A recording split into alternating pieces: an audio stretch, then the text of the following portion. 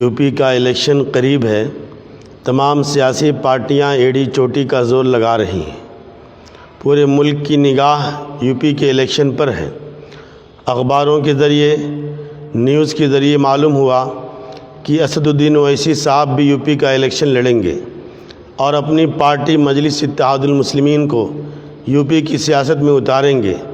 इसमें कोई शक नहीं कि ओवैसी साहब एक काबिल तरीन लीडर हैं, बेपनाह खूबियों के मालिक हैं, दीनी व मिल्ली और कौमी जज्बा अपने अंदर रखते हैं और पार्लियामेंट में बहुत ही मुअस्सिर नुमाइंदगी करते हैं और इंसाफ के लिए आवाज़ उठाते हैं।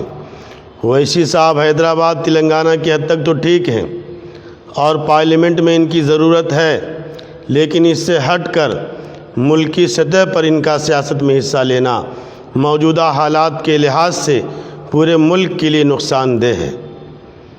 आज मैं अपने ज़मीर की आवाज़, दिल की धड़कन आवाम तक पहुंचाना चाहता हूं। चाहे कोई मुझे बुरा कहे या मुझे गालियां दे, इसकी परवाह नहीं। बिरादरान इस्लाम, मेरा ये पैगाम दिल के कानों से सुनो, ठंडे दिल से गौर करो, जज्बात में आकर होश मत खो, मेरे एक एक लफ्ज़ को बार बार सुनो। मेरा ये दावा है कि अगर यूपी के इलेक्शन में असदुद्दीन ओवैसी साहब हिस्सा लेंगे तो बीजेपी की जीत यकीनी है। हो सकता है 2-4 सीटें मिल जाएं, इससे फ़ायदा कम नुकसान ज़्यादा होगा।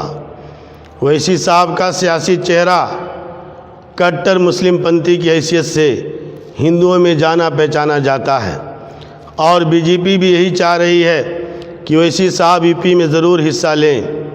जब इस मामले में ओवैसी साहब की मुखालफत की जाती है, कोई मशवरा दिया जाता है, बहुत से मुसलमान खुसूसन मुस्लिम नौजवान बेकाबू हो जाते हैं, जोश में आ जाते हैं कि कब तक हम ग़ुलामी की ज़िंदगी बसर करते रहेंगे, कब तक दूसरी पार्टियों के पीछे चलेंगे, क्या हमारी अपनी नई पार्टी नहीं होनी चाहिए। ओवैसी साहब मुल्क में क्यों इलेक्शन नहीं लड़ सकते, कब तक डरते रहेंगे। ओवैसी साहब ही इस वक्त मुल्क के सबसे बड़े लीडर हैं, मुसलमानों के मसीहा हैं। ऐसी जज्बाती बातें लोग करते हैं। याद रखिए, सिर्फ जज्बाती जोशीली तकरीरों से मसाइल हल नहीं होते। ओवैसी साहब पूरे मुल्क में जहां गए हैं वहां बीजेपी को फ़ायदा हुआ है। ओवैसी साहब अगर 2-4 सीटों पर लड़ते हैं तब भी इसका असर पूरे स्टेट पर पड़ता है। ओवैसी साहब को मेरा मुखलिसाना मशवरा यही है कि आप बराए मेहरबानी यूपी की सियासत में हिस्सा मत लीजिए। यूपी एक हसास रियासत है जहां मजहबियत का गलबा रहता है, जहालत ज़्यादा है, मज़हब के नाम पर वोट की सियासत होती है। मुसलमानों का ये नज़रिया कि कब तक दूसरी पार्टियों के ताबे हम रहेंगे, क्या हमारी अपनी कोई पार्टी नहीं होनी चाहिए। फ़िलहाल मुल्क के जो हालात हैं, ऐसे में अपनी अलग पार्टी के बारे में सोचना गलत है और ये हकीकत है कि हिंदुस्तान में मुसलमानों की अपनी अलग सियासी पार्टी नुकसानदेह है। इस वक्त मुल्क बहुत नाजुक मोड़ पर है। फ़िरका परस्त ताकतें इस मुल्क को हिंदू राष्ट्र बनाने का ख्वाब देख रही हैं, लिहाजा हमें मुत्तहिद होकर फ़िरका परस्त ताकतों के ख़िलाफ़ डट कर मुकाबला करना चाहिए। ओवैसी साहब को पूरे मुल्क में क्यों नहीं लड़ना चाहिए, मैं बताना चाहता हूँ। जिनको कुछ सियासी बसीरत हासिल है वो अच्छी तरह जानते हैं, अगर पूरे मुल्क में ओवैसी साहब को चंद सीटें मिल भी जाती हैं तो भी फ़ायदा कम नुकसान ज़्यादा है। चंद सीटें जीत कर हम कुछ नहीं कर सकते। आपने बिहार में देखा, ओवैसी साहब को 5 सीटों पर कामयाबी मिली। वो 5 सीटें ऐसी हैं जहां किसी भी पार्टी का उम्मीदवार जीत सकता था, क्योंकि यहाँ मुस्लिम आबादी बहुत ज़्यादा है, मुस्लिम पॉपुलेशन ज़्यादा है। अगर ओवैसी साहब की पार्टी का उम्मीदवार नहीं खड़ा होता तब भी वहाँ से मुसलमान ही जीतता था। लेकिन इसका नुकसान कितना बड़ा हुआ कि बीजेपी को बिहार में बहुत बड़ी कामयाबी मिली। ये ओवैसी साहब की बदौलत है। अगर ओवैसी साहब बिहार में हिस्सा नहीं लेते तो बीजेपी की हार यकीनी थी।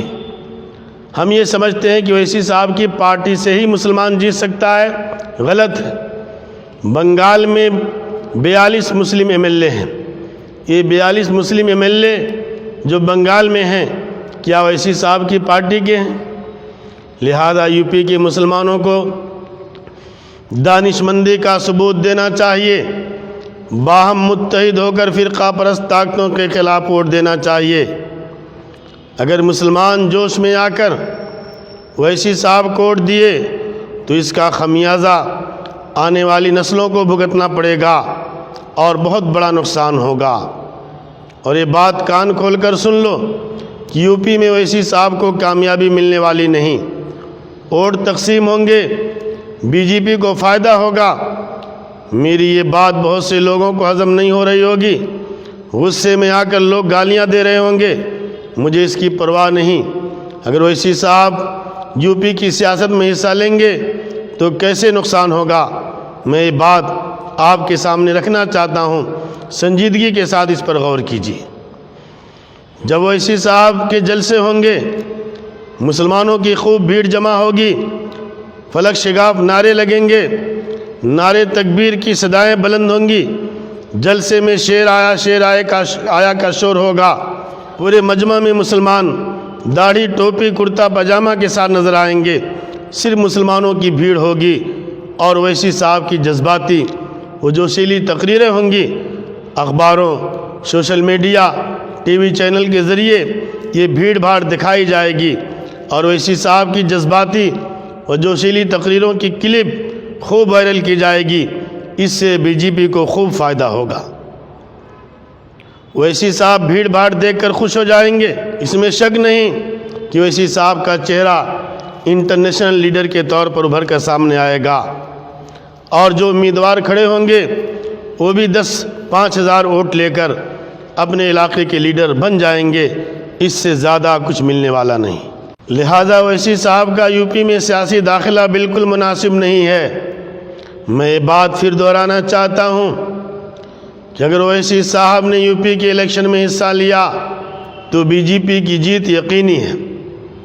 میرا ایک سوال ہے اویسی صاحب سے، اور آپ بھی یہ سوال اویسی صاحب سے پوچھئے کہ حیدرآباد شہر چھوڑ کر پورے تلنگانہ اسٹیٹ میں آپ اپنا کوئی امیدوار کیوں نہیں کھڑا کرتے؟ 70 سال میں آپ حیدرآباد شہر چھوڑ کر پورے اسٹیٹ میں ایک بھی ایم ایل اے کی سیٹ نہیں جیت سکے۔ کیا تلنگانہ اسٹیٹ میں مسلم آبادی نہیں؟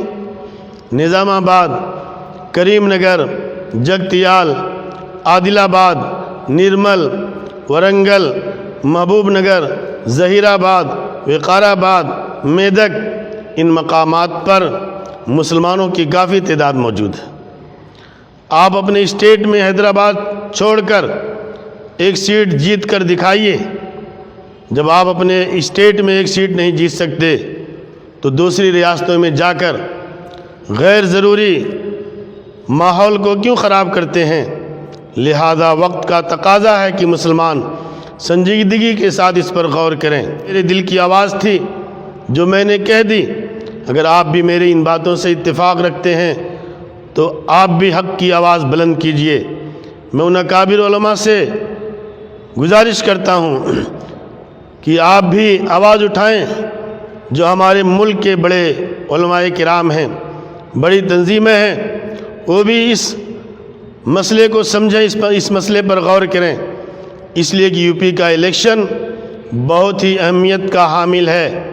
اس کا اثر ملک کی سیاست پر پڑتا ہے، خاص طور سے آنے والا جو لوک سبھا کا الیکشن 2024 کا ہے، یو پی کی سیاست کا اثر اس پر پڑے گا۔ لہذا ہم تمام لوگوں کی ذمہ داری بنتی ہے کہ بہت ہی سوجھ بوجھ سے کام لیں اور اتحاد اور اتفاق کے ساتھ ہم اپنے ووٹ کا صحیح استعمال کریں۔